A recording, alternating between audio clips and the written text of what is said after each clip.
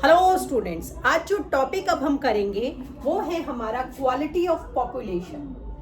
Quality of population क्या होता है? देखिए, पॉपुलेशन मतलब हमारे देश का वो एक ऐसा हम बोले हिस्सा जिसमें हम बोलते हैं कि हमारे देश में कितने मेल फीमेल बच्चे बुजुर्ग, हमारे देश की मैन पावर कितनी है, उसे हम पॉपुलेशन बोलते हैं किसी भी देश की।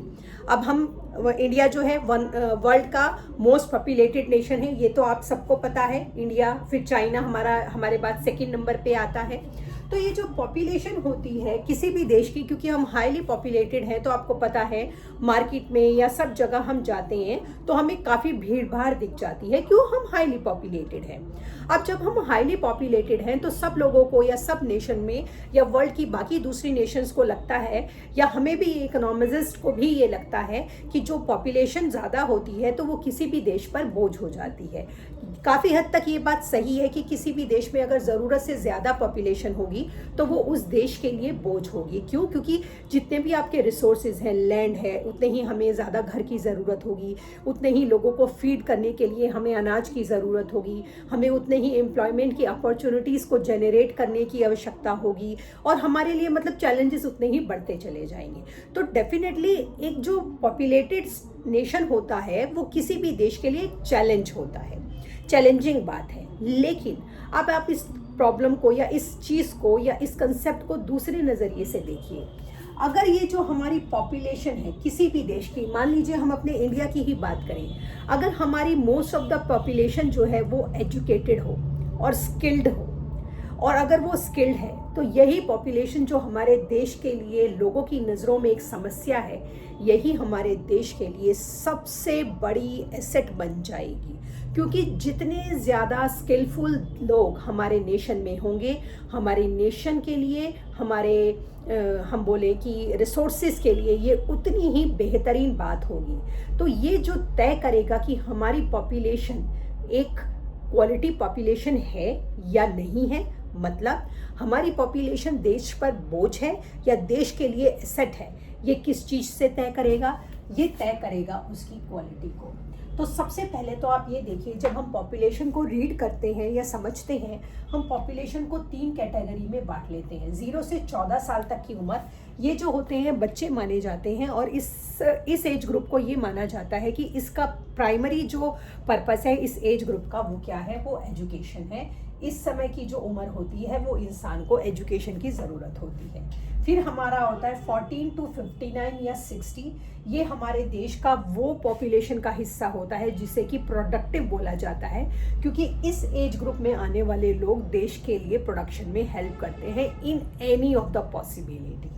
इसके बाद जो 60 अबव हमारे होते हैं, ये हमारे देश के वो एक्सपीरियंस्ड अनुभवी पॉपुलेशन होती है जो अपने एक्सपीरियंस से, अपने नॉलेज से इन दोनों जो पॉपुलेशन के ब्रैकेट हैं उनको क्या करती है? डायरेक्ट करती है। क्योंकि इनके पास क्या है? इनके पास अनुभव है, एक्सपीरियंस है, काम करने का इनके पास एक्सपीरियंस है। उस एक्सपीरियंस को करने के लिए नॉलेज को किस तरह से अप्लाई कर लेना चाहिए, वो 60 अबव लोगों के पास होता है। तो इस तरीके से हम अपनी पॉपुलेशन को 3 एज ग्रुप में बांट लेते हैं। अब हमारे जो पॉपुलेशन की क्वालिटी है वो कैसे डिसाइड होती है? हमारी पॉपुलेशन की क्वालिटी को डिसाइड करने के लिए सबसे पहला फैक्टर आता है एजुकेशन का, जिसे मैं आपको पिछली क्लास में सिखा चुकी हूँ, जिसे हम एजुकेटेड या अनएजुकेटेड भी बोल सकते हैं, या स्किल्ड और अनस्किल्ड भी बोलते हैं। भले ही हम अनएजुकेटेड हो, हालांकि मैं इस बात से अनएजुकेटेड होने को सपोर्ट नहीं कर रही हूँ। हम सब के लिए ये बहुत ज़रूरी है कि हमें पढ़ना लिखना आता हो और हमें चीज़ों को समझना आता हो, ताकि हम बाहर की दुनिया की बाकी रेस्ट ऑफ द वर्ल्ड से कनेक्ट हो सके, कम्यूट कर सके, अपना कम्युनिकेशन कर सके। लेकिन इसके साथ साथ हमारा स्किलफुल होना भी बहुत ज़रूरी होता है। तो जो हमारी क्वालिटी ऑफ पॉपुलेशन है उसे जो पहली चीज़ डिसाइड करती है वो होती है हमारी एजुकेशन। जो हमारी शिक्षा होती है वो हम सब के लिए बहुत ज़रूरी होती है, क्योंकि जो ये एजुकेशन है न केवल आपको सही और गलत के बीच में अंतर करना सिखाता है, बल्कि आपकी एजुकेशन आपको ये चीज़ करने के लिए एक, मैं बोलूँगी, साहस देती है कि अगर आपके आसपास कुछ गलत हो रहा है और आप आपको पता है कि वो गलत है, तो अगर आप एजुकेटेड हैं तो आपके अंदर ना वो बहादुरी, वो हिम्मत अपने आप होती है कि आप उसके खिलाफ आवाज़ उठाने के लिए खड़े हो जाते हो, भले ही आपके साथ कोई है या नहीं है।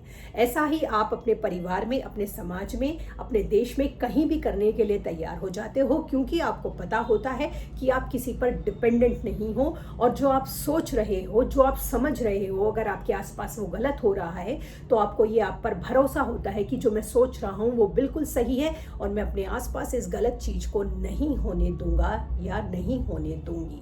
ये साहस आपके अंदर आपकी एजुकेशन भरती है, क्योंकि एजुकेशन आपको सिखाती है सही और गलत के बीच में क्या अंतर है। पहली बात, वो आपको सही और गलत के बीच के अंतर को सिखाती है। दूसरी बात, वो आपको बताती है कि सही और गलत के बीच के अंतर के लिए आपको किस समय, कब, किस भाषा में बात करनी है, किस तरीके से अपनी बात को जस्टिफिएबल, साफ सुथरे, डिग्निटी वाले शब्दों में रखना है कि सामने वाले से आप साफ सुथरे डिग्निटी को, इंटेग्रिटी को अपनी मेंटेन करते हुए भी उसको समझा सकते हैं कि वो गलत है, और उसको ये गलती समाज के साथ, परिवार के साथ या किसी भी व्यक्ति या ग्रुप ऑफ पीपल के साथ नहीं करनी चाहिए। ये हिम्मत हमें हमारी एजुकेशन देती है। तो पहला तो क्वालिटी को हमारा ये तय करता है हमारी एजुकेशन, जो कि हमें स्किलफुल बनाती है। दूसरा आता है हमारा हेल्थ। देखिए, हम में से बहुत सारे लोग जो है हाईली एजुकेटेड हो सकते हैं, बहुत सारे लोग बहुत नॉलेजेबल हो सकते हैं, लेकिन जब वो काम करने जाते हैं तो कहीं ना कहीं हम देखते हैं हमारे आसपास बहुत सारे लोग हैं जो अपनी हेल्थ की वजह से अपनी इस बैटल में कहीं ना कहीं पीछे रह जाते हैं। तो हमारे लिए जितने इम्पॉर्टेंट हमारी एजुकेशन होती है, उतनी ही इम्पॉर्टेंट हमारे लिए हमारी हेल्थ भी होती है। जब हम हेल्थ की बात करते हैं तो हेल्थ में अगर हम शुरुआत से शुरू करें तो बेसिक चीज़ें क्या होती हैं, एक ऐसा एनवायरनमेंट हमारे चारों तरफ हो जो साफ सुथरा हो, जिसमें किसी भी तरीके से किसी भी तरह का कंटैमिनेशन ना हो। आसपास आप साफ सुथरे घर में रहते हो, आपको पीने के लिए साफ पानी, सांस लेने के लिए साफ हवा उपलब्ध हो, आपको बेहतर प्रॉपर न्यूट्रिशियस मील मिलता हो, ताकि आप स्वस्थ तरीके में रहेंगे तभी तो स्वस्थ तरीके से सोचेंगे। अगर हमारे आसपास का एनवायरनमेंट ही कंटामिनेटेड है तो हमारी सोच कैसे स्वस्थ हो सकती है, हेल्दी हो सकती है? हमारी सोच भी कंटामिनेटेड हो जाएगी, फिर हम उसी तरीके से सोचेंगे। तो हमारे आसपास का एनवायरनमेंट हेल्दी होना चाहिए, साफ सुथरा होना चाहिए। सही समय पर, जैसे हमने एज ग्रुप बांटा 0 से 14 का है, सही समय पर बच्चों का वैक्सीनेशन हो ताकि वो बार बार बीमार ना पड़े, उनको प्रॉपर पूरा बैलेंस्ड खाना मिले। उसके बाद जब वो फिर काम करने के ब्रैकेट में आए तो वो बिल्कुल निष्पक्ष तरीके से अपने देश को, अपने परिवार को पूरी तरीके से प्रोडक्टिव अपना आउटपुट दे सकें। तो अब क्या होता है, क्योंकि हमारे देश में बहुत ज़्यादा लोग अभी भी ऐसे हैं जिन्हें हम बिलो पॉवर्टी लाइन कहते हैं, क्योंकि वो अभी भी आज के समय में भी अपना पूरा 2 दिन एक दिन में 2 मील को वो अरेंज नहीं कर पाते। ऐसा इसलिए होता है क्योंकि वो लैंडलेस होते हैं, एजुकेटेड नहीं होते, स्किल्ड नहीं होते, उनके परिवारों के साइज़ बहुत बड़े होते हैं, बहुत ज़्यादा उनके बच्चे होते हैं। तो ऐसे में जो हमारा ये ब्रैकेट होता है 0 से 14, जिसे हम एजुकेशन मानते हैं, हमारे कॉन्स्टिट्यूशन के हिसाब से 0 से 14 साल तक की उम्र के बच्चों का जो सर्वप्रथम पहला राइट है वो एजुकेशन है।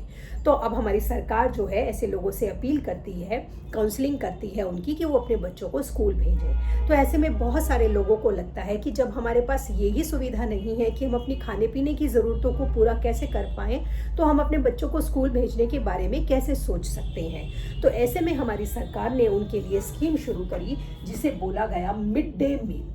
मिड डे मील में उन्हें क्या कहा गया, मिड डे मील में जो इस तरह के बिलो पॉवर्टी लाइन के लोग होते हैं उन्हें कन्विंस किया गया कि आप अपने बच्चों को स्कूल में भेजिए।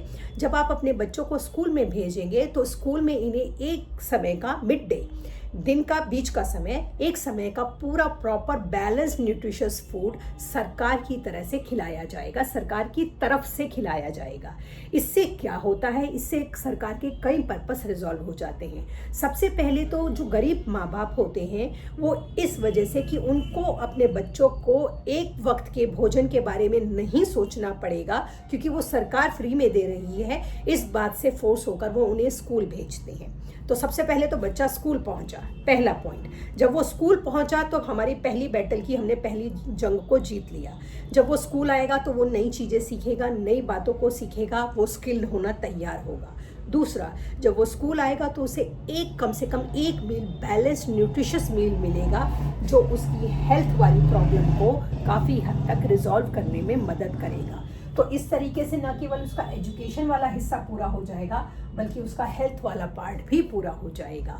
तो सरकार ने जब ये मिड डे मील की स्कीम शुरू करी तो हमारे इकोनॉमिस्ट ने ये बहुत सोच समझकर इस जो ये प्रोग्राम था इसको शुरू किया कि इसके तहत गरीब बच्चे जब स्कूल जाएंगे तो जो वो न केवल एजुकेशन ले पाएंगे, प्रॉपर उन्हें मील मिलेगा, बल्कि वो अपने आसपास के कंटामिनेटेड एनवायरनमेंट के लिए भी कुछ समय तक उस एनवायरनमेंट से भी वो फ्री हो जाएंगे और धीमे धीमे वो एक बेहतरीन स्वस्थ नागरिक, एक समझदार नागरिक बनने की सीढ़ी के लिए तैयार होंगे, जो एट द एंड हमारे देश को एक स्वस्थ भारत, एक हम बोलते हैं ना स्वच्छ भारत, स्वस्थ भारत, एक उस दिशा में आगे लेके जाएगा जिसमें एक आदमी की सोच का तरीका, एजुकेशन का तरीका, उसके रहने सहने का तरीका सब कुछ साफ सुथरा होगा, बेहतरीन होगा, जो उसके खुद के लिए, उसके परिवार के लिए और उसके देश के लिए हर तरीके से अच्छा होगा।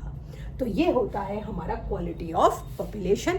कल की क्लास में नया टॉपिक करेंगे, तब तक के लिए शुभ रात्रि।